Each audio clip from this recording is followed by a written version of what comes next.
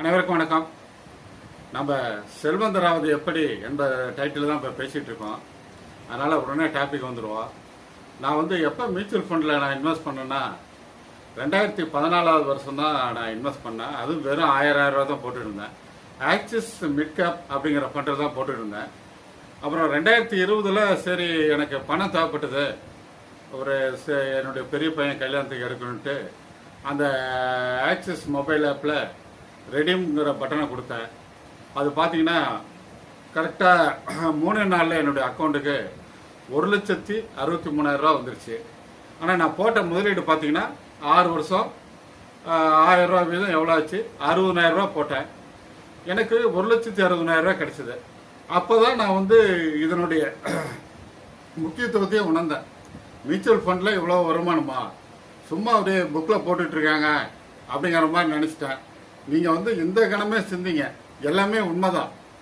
அதனால் நீங்கள் வந்து பிஎம் முடிவு பண்ணுங்க. நீங்கள் ஒரு செல்வந்தர் ஆகணும்னா மியூச்சுவல் ஃபண்டில் போடுங்க. இந்த மியூச்சுவல் ஃபண்டு முதலீடுங்கிறது சந்தையினுடைய ஏற்ற இறக்க அபாயத்திற்கு உட்பட்டது. அதனால் நீங்கள் வந்து அதுக்கு தகுந்த மாதிரி போடுங்க. எப்படி ஷேர் மார்க்கெட்டுங்கிறது மேலே போயிட்டு தான் இருக்குது. அதான் நிஃப்டி வந்து மேலே போயிட்டே தான் இருக்கும். எவ்வளோ இறக்கங்கள் வந்தாலும் உடனே அதுக்கு மேலே ஏற்றத்துக்கு போயிடும். அதனால் நம்ம வந்து பயப்பட தேவையில்லை. இந்த ஒரு வேர்டு வந்து நம்ம சொல்லணும் அப்படிங்கிறதுனால சொல்லுறோம்.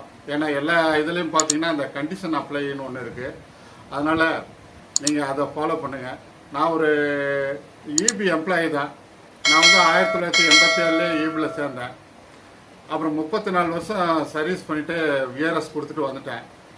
அப்புறம் அந்த வேலையிலே கவனம் இருந்ததுனால நான் ஒரு மியூச்சுவல் ஃபண்ட்லையோ அல்லது ஒரு ஷேர்லையோ இப்படி கொஞ்சம் கொஞ்சம் ஷேரில் இன்வெஸ்ட் பண்ணேன். அதில் கொஞ்சம் இதாச்சு.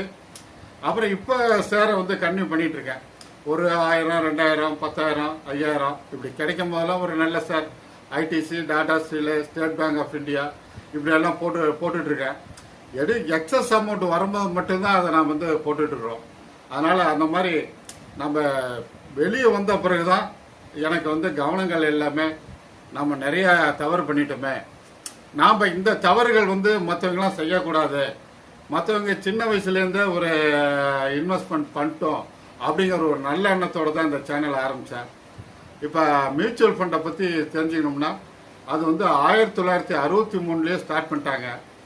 யுனைடெட் ட்ரஸ்ட் ஆஃப் இந்தியா அப்படிங்கிறது தான் ஃபஸ்ட்டு, யூடிஐ அப்படிங்கிறது தான் ஃபஸ்ட்டு நம்ம வந்து ஸ்டார்ட் பண்ணாங்க. ஸ்டார்ட் பண்ணி நல்லபடியாக இயங்கிட்டு இருக்குது. இதை வந்து செபி கண்காணிச்சிட்டு இருக்குது. ஒவ்வொரு மியூச்சுவல் ஃபண்டுக்கும் ஒரு ஃபண்டு மேனேஜர் இருப்பார். அந்த ஃபண்டு மேனேஜருடைய வேலையை என்ன பார்த்தீங்கன்னா, ஒரு நல்ல ஷேருங்களை அவங்க தேர்ந்தெடுப்பாங்க. அந்த ஷேருங்க எப்படி ஃபண்டமெண்டலாக இருக்கா அப்படிங்கிறது தான் அவங்களுடைய முக்கியம். ஃபண்டமெண்டலாக அந்த ஷேர் இருக்கா, அந்த ஃபண்டமெண்டல் பார்க்குறதெல்லாம் கூட நான் அப்புறம் பின்னாடி நான் கற்றுத்தரேங்க. அதாவது அந்த ஃபண்டமெண்டலை பார்த்து அவங்க என்ன பண்ணுவாங்கன்னா, அந்த ஷேர் வந்து நீண்ட காலம் நிறுவனம், அது நீண்ட காலத்துக்கு நம்மளுக்கு பலன் அளிக்குமா அப்படிங்கிற மாதிரி அதெல்லாம் பார்த்து தான் அவங்க பண்ணுவாங்க. அதே மாதிரி ஒரு பேட் நியூஸ் வந்துன்னா அந்த ஷேர்லேருந்து அவங்களுக்கு முன்னாடியே தகவல் வந்துடும். உடனே வந்து அதை வேறு ஷேருக்கு மாற்றிடுவாங்க. நாம் இதை நம்ம கரண்ட்லேயே இருக்கணும். எல்லா நியூஸையும் நம்ம பார்த்துட்டு இருக்கணும். அது வந்து ஃபண்டு மேனேஜர் பார்த்துக்கிறாங்க. ஃபண்ட் மேனேஜர் வந்து ஹை குவாலிஃபைட் பர்சன். அதாவது ஒரு டிகிரி மட்டும் இல்லாமல் அதுக்கு மேலே இந்த படிப்பு வந்து இது ஷேர் மார்க்கெட்டு சம்மந்தப்பட்ட படிப்புகளை அவங்க படிச்சிருப்பாங்க. அதனால் நம்மளுக்கு பணத்துக்கு சேஃப்டி. அதனால் நீங்களும் அந்த தவறுகளை செய்ய வேணாம். கண்டிப்பாக முதலீடு பண்ணுங்கள். முதலீடு பண்ணுறது மூலம் நீங்கள் வந்து செல்வந்தராகலாம். அதே மாதிரி நீங்கள் வந்து மியூச்சுவல் ஃபண்டுங்கிறது பெருசாக வந்து இன்னும் ரீச் ஆகலை. மியூச்சுவல் ஃபண்டில் வந்து நம்ம இந்தியாவில் வந்து இது பண்ணுறவங்க பார்த்தீங்கன்னா ஒரு 10% பேர் தான் பண்ணுறாங்க. அதனால் அந்த இடம் நம்மளுக்கு வேக்கண்டாக தான் இருக்குது. நம்ம எவ்வளோ வேணாலும் முதலீடு பண்ணலாம். ஒரு 500 ரூபா இருந்தால் கூட முதலீடு பண்ணிடலாம். 1 லட்சம் வரைக்கும் முதலீடு பண்ணலாம், 2 லட்சம் வரைக்கும் முதலீடு பண்ணலாம். மாதம் எவ்வளோ போடுறீங்களோ அந்த அளவுக்கு நம்ம இது பண்ணிக்கலாம். அதை வந்து நீங்கள் வந்து மணி கண்ட்ரோலுங்கிற ஆப்பை ப்ளே ஸ்டோரில் போய் இறக்கிங்க.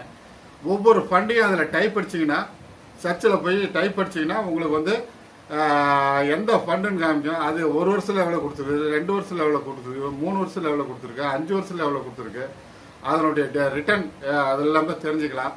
அவன் எதில் முதலீடு பண்ணியிருக்கான், அந்த ஃபண்டு மேனேஜர் எந்தெந்த ஷேரில் முதலீடு பண்ணியிருக்கான் அப்படிங்கிறது முதற்கொண்டு அந்த மியூச்சுவல் ஃபண்டுடைய டீட்டெயில்ஸ் எல்லாமே அந்த மணி கண்ட்ரோலில் வந்துடும். நான்லாம் வந்து இப்போ தான் வந்து எல்லாம் இந்த 3 வருஷமாக எல்லாம் பார்த்துட்ருக்கேன். அதனால் உங்களுக்கு அது பயனடையணுங்கிறது தான் என்னுடைய நோக்கம்.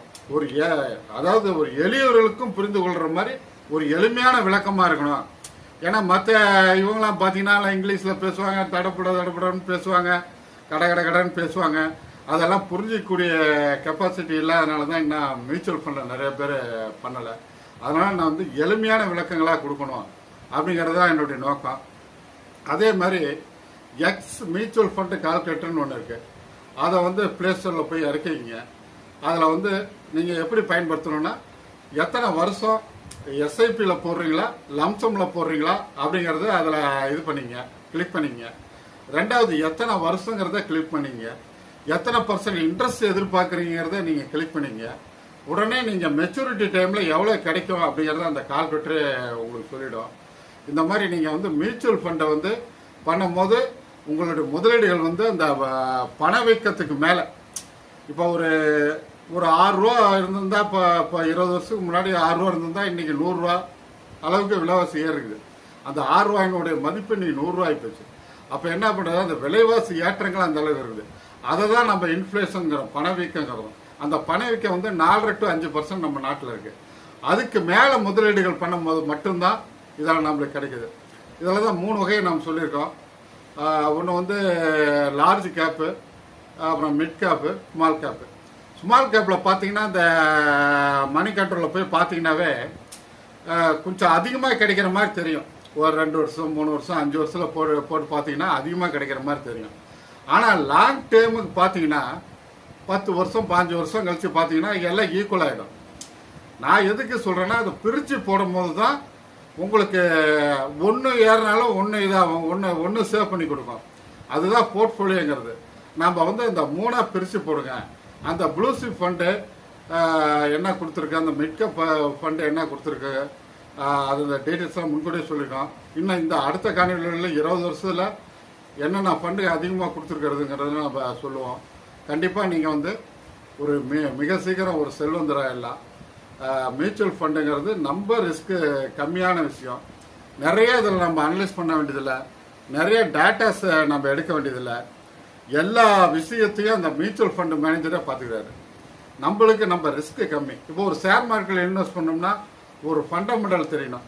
அந்த நிறுவனம் எத்தனை வருஷத்துக்கு முன்னாடி ஆரம்பிச்சது, அது எவ்வளோ வருஷம் வருவாய் கொடுக்கறது, நிகர லாபம் எவ்வளோ கொடுக்குது, அதே சமயத்தில் இது யார் ஷேர் ஹோல்டிங் வச்சுருக்காங்க, இந்த நிறைய டீட்டெயில்ஸை நம்ம அனலைஸ் பண்ணோம். அதே மாதிரி நியூஸ் வந்து அடிக்கடி நம்மளுக்கு பாஸ் ஆகிட்டே இருக்காது. அவங்களுக்கு பார்த்தீங்கன்னா அடிக்கடி பாஸ் ஆகிட்டே இருக்கும். டெய்லி அவங்களுக்கு இதுதான் ஒர்க்கு. நம்மளுடைய இதை வந்து அவங்ககிட்ட கொடுத்துட்றோம், நம்மளுடைய ரிஸ்க்கை வந்து அவங்ககிட்ட கொடுத்துறோம். அதனால் இதில் நம்ம ரிஸ்க்கு கம்மி. அதனால் நீங்கள் மியூச்சுவல் ஃபண்டில் முதலீடு பண்ணுங்கள். என்னுடைய காணொலி எல்லாமே ஒவ்வொன்றா எடுத்து பாருங்கள், கடைசி வரைக்கும் பாருங்கள். அதில் நிறைய ஃபண்டுகளை பற்றி சொல்லியிருக்கிறேன். அதே மாதிரி மன வலிமையை அதிகப்படுத்திக்கிறதுக்கும் நான் சொல்லியிருக்கிறேன். இது எல்லாமே நீங்கள் ஒன்று விடாமல் பார்த்துக்கிட்டே வந்தீங்கன்னா தான் நீங்கள் சீக்கிரம் செல்வம் தர முடியும். அதனால் டைம் வேஸ்ட் ஆகாத இருக்க அப்படின்னு நினைக்க வேணாம். உங்களுக்கு டைம் கிடைக்கும் போதெல்லாம் அந்த காணொலியை அப்படியே பாருங்கள். பார்த்துக்கிட்டே வந்தீங்கன்னா கண்டிப்பாக நீங்கள் செல்வந்தர் ஆகிடுவீங்க. அது பலமுறை பாருங்கள். நான் இந்த காப்மேர் புக்கெல்லாம் பார்த்தீங்கன்னா 4 புக்கு தான் எழுதியிருக்காரு. அந்த 4 புக்கையும் நான் வந்து ஒவ்வொரு புக்கையும் 100 முறை படிச்சிருக்கேன். அதனால் இந்த காணொலியெல்லாம் திரும்பி பார்க்குறோமே அப்படின்னு வருத்தப்படாதீங்க. ஆரம்பத்துலேருந்து பாருங்கள். கண்டிப்பாக நீங்கள் வந்து சீக்கிரம் செல்வந்தர் ஆகிடுங்க. இந்த வழிமுறையெல்லாம் பின்பற்றுங்க. நான் எப்படி நாணய பார்த்துட்டு நான் அந்த வழிமுறையை பின்பற்றாமல் விட்டேனேன், அந்த மாதிரி நீங்கள் தவறுகளை செய்ய வேணாம். அதனால் நீங்கள் செல்வந்தர் ஆகணும்னு விரும்பி கேட்டுக்கொண்டு என்னுடைய சிற்றுரையை நான் முடித்துக் கொள்கிறேன். மேலும் எனக்கு பிடிச்சிருந்தா நான் சப்ஸ்கிரைப் பண்ணுங்கள், ஃப்ரெண்ட்ஸ் அண்டு ரிலேட்டிவ்ஸ் ஷேர் பண்ணுங்கள். என்றென்றும் உங்களுடன். நன்றி, வணக்கம்.